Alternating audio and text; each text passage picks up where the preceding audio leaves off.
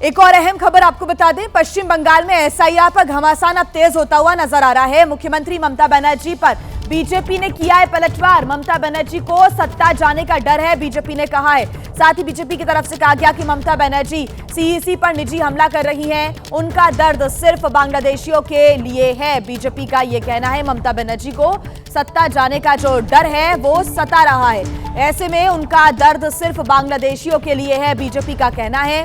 Mamata Banerjee CEC पर लगातार हमला कर रही हैं, चुनाव आयोग को कटघरे में खड़ा कर रही हैं। वो इसलिए क्योंकि अगर घुसपैठिए यहां से चले गए तो सत्ता जाने का जो डर है वो कहीं ना कहीं ममता बनर्जी को सता रहा है।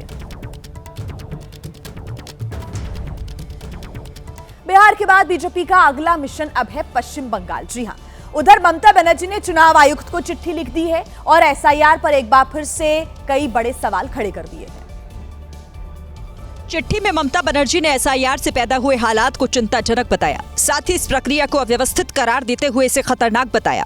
जो वोटर्स है, सिटीजन्स है, वो सुसाइड कर रहा है, तो बीएलओ भी सुसाइड कर रहा है। ममता बनर्जी जो खत लिखा वो तो एकदम सही लिखा, लेकिन ममता बनर्जी की ये दलील बीजेपी को हजम नहीं हो रही। No death till now has been reported from the other state. My question is, problem lies with the SIR or the state of West Bengal? BJP कह रही है कि ममता बनर्जी को अपना वोट खोने का डर है, जिसके चलते वो ऐसा कर रही है।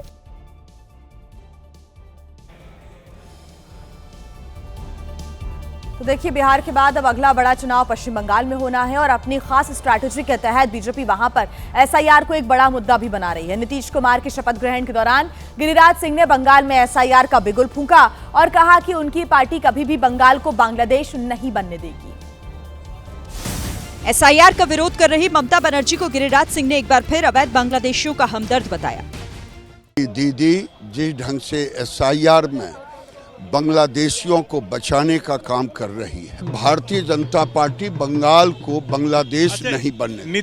उधर ममता बनर्जी एसआईआर को मेंटल टॉर्चर की संज्ञा देती दिखी। सोशल मीडिया पर उन्होंने लिखा, जब से बंगाल में एसआईआर शुरू हुआ तब से 28 लोगों की जान जा चुकी है। इनमें कुछ डर से, कुछ अनिश्चितता की वजह से मरे, तो कई सरकारी कर्मचारी स्ट्रेस और काम के ओवरलोड से खत्म हो गए। सीएम ममता ने अपनी इसी लाइन पर इलेक्शन कमीशन को बाकायदा चिट्ठी भी लिखी। अब उनकी पार्टी बीजेपी को चिढ़ा रही है। बंगाल कभी बीजेपी का था ही नहीं और फ्यूचर में कभी भी बीजेपी का होगा भी नहीं। एसआईआर इकलौता ऐसा मुद्दा है जिस पर चुनाव से पहले दोनों पार्टियां आमने सामने हैं। देखिए, राजनीति को अलग रख दें तो पश्चिम बंगाल में घुसपैठियों की समस्या को नकारा नहीं जा सकता है। एसआईआर की वजह से हालात यहां पर ये हो गए कि हर दिन सैकड़ों अवैध बांग्लादेशी अपना बोरिया बिस्तर लेकर वापस लौट रहे हैं। इनमें कई बांग्लादेशी तो ऐसे थे जिन्होंने फर्जी दस्तावेजों के साथ 20-20 साल पश्चिम बंगाल में गुजार दिए। 20 साल पहले हम इनलीगल तरीके से आए थे। इनके कुछ एजेंट होते हैं जो पैसों के लिए ये काम करते हैं। एसआईआर के बाद पकड़े जाने के डर से सब पहले ही वापस चले जा रहे हैं। 10-12 साल हो गए। उधर हमारा रहने नहीं दे रहा है, वही तो कागज वगैरह नहीं है, इसलिए। नॉर्थ 24 परगना जिले के हाकिमपुर चेक पोस्ट के रास्ते वापस जा रहे किसी भी व्यक्ति के पास भारतीय दस्तावेज नहीं थे। ये लोग का पास कोई इंडियन डॉक्यूमेंट्स नहीं है, इसीलिए वो लोग वेस्ट बंगाल, पश्चिम बंगाल और वो आसपास का जिला और कोलकाता से जो लोग रहते हैं वो लोग अभी बांग्लादेश लड़ रहे हैं। पश्चिम बंगाल से बांग्लादेशियों के लौटने की इकलौती वजह अभी एसआईआर है।